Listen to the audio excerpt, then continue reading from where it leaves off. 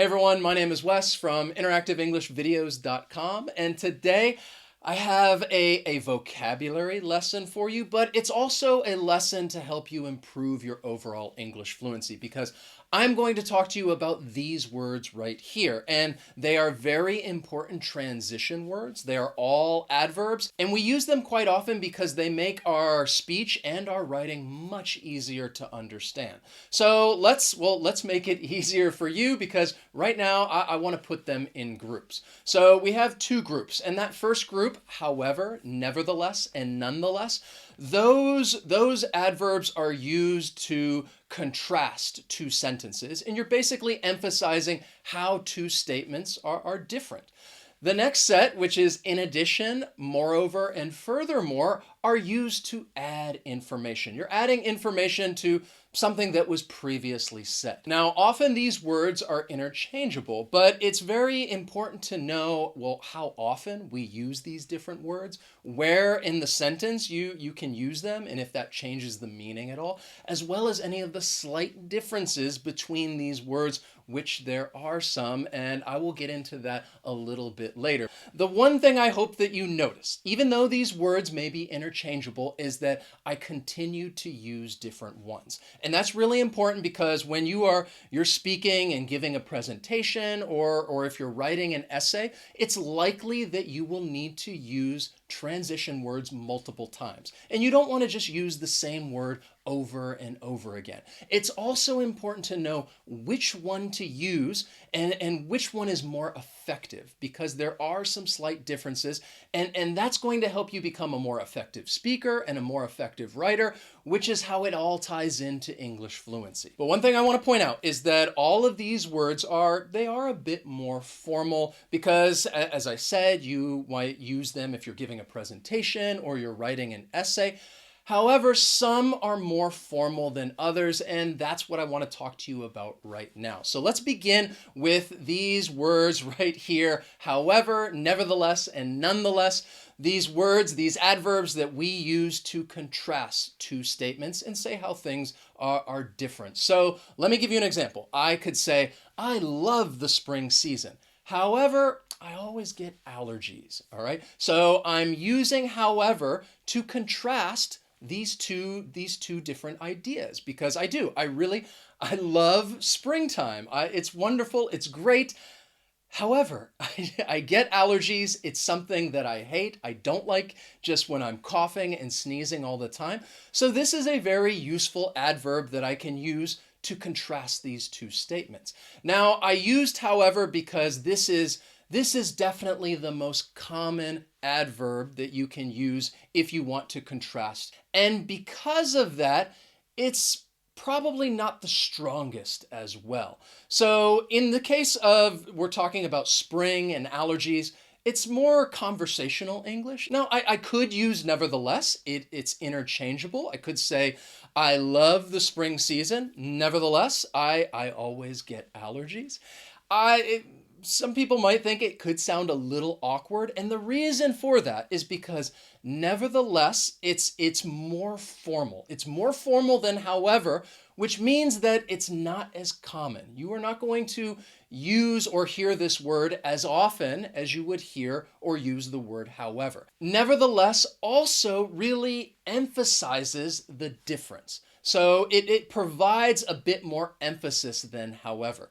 According to the Oxford English Dictionary, strict grammarians insist that nevertheless should be used when referring to something that has occurred, is occurring, or might occur. Let me give you an example. There's a global pandemic. Nevertheless, some people refuse to wear a mask. So in this example, we're talking about something that is occurring right now, and I think it is definitely appropriate to use nevertheless, because we're talking about something that is more formal, it's more important, and you really want to emphasize that because, yes, it's very important that we wear a mask. The chosen one the boy may be. Nevertheless, grave danger I fear in his training. Now, nonetheless is the least common adverb among the group, and its usage has really become a little more popular in the last 100 years. So this word, nonetheless, it's also more formal, and you use it if you really want to emphasize the difference between two statements, but there is one slight difference. According to the Oxford English Dictionary, strict grammarians insist that nonetheless should be used when referring to an amount or something that is measurable. So I can give you an example sentence and say, the business proposal seemed risky. Nonetheless, we made an investment of $1,000. So we're talking about money and amount, and I use nonetheless. Now, this is not an established rule. Again, these words are interchangeable.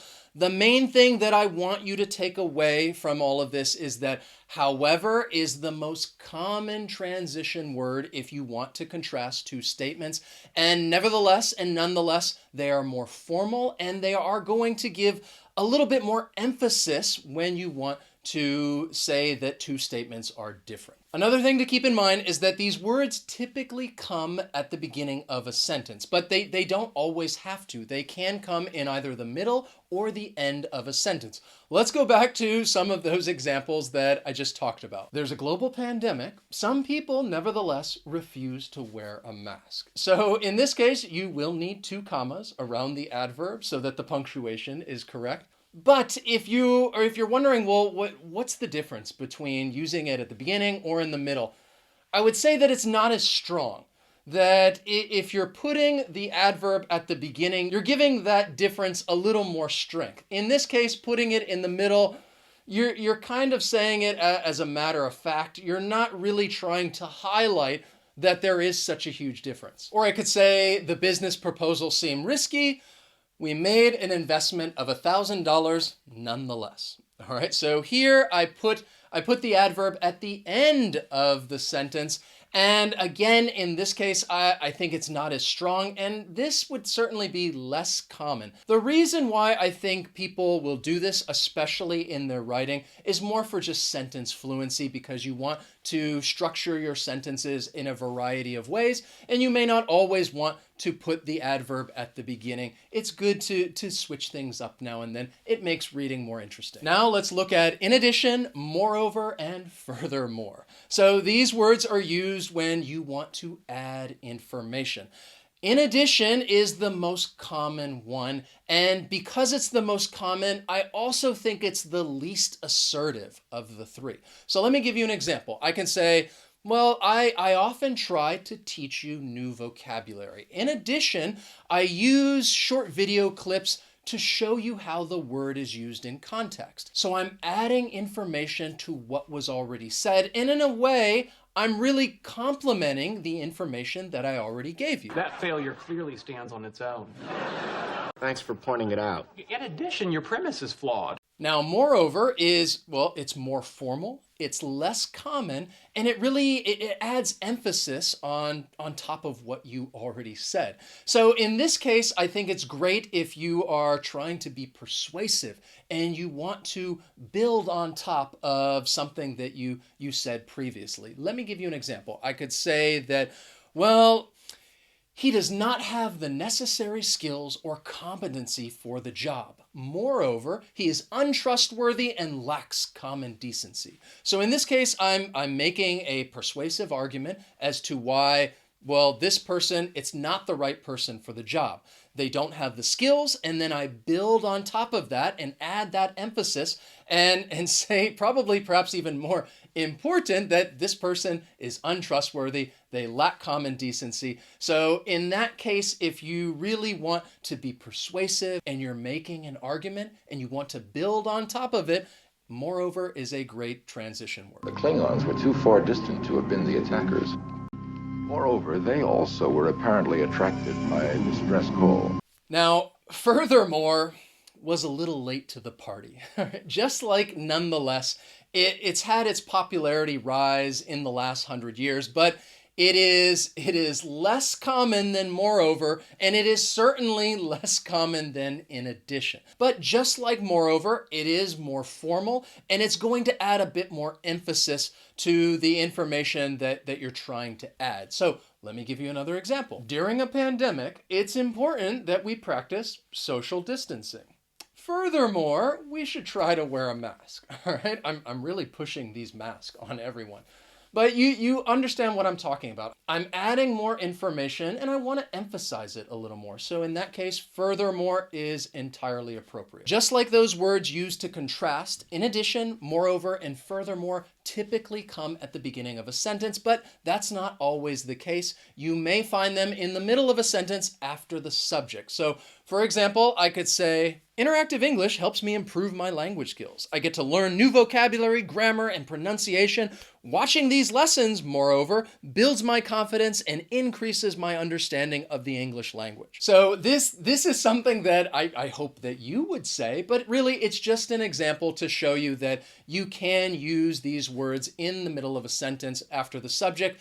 But I'd say that it's just not as strong than if you use it at the beginning. So I hope you learned something new from this lesson. In addition, please remember that however is most commonly used when you want to contrast two different statements. And in addition is most commonly used when you want to add more information. Nevertheless, do not underestimate these other words, because if you want to be a bit more formal, or you really want to emphasize that there's a difference or emphasize the additional information, that is when you should use these adverbs. Moreover, it's absolutely necessary that you continuously try to use different words if you're doing things like giving a presentation or you're writing some important email or essay. So I tried to give you a little bit of a quick review at the end, but I really hope that you paid attention as to how I was using these transition words throughout the lesson. If you enjoyed this lesson, please hit that like button. As always, thanks so much for watching, and I'll see you next time.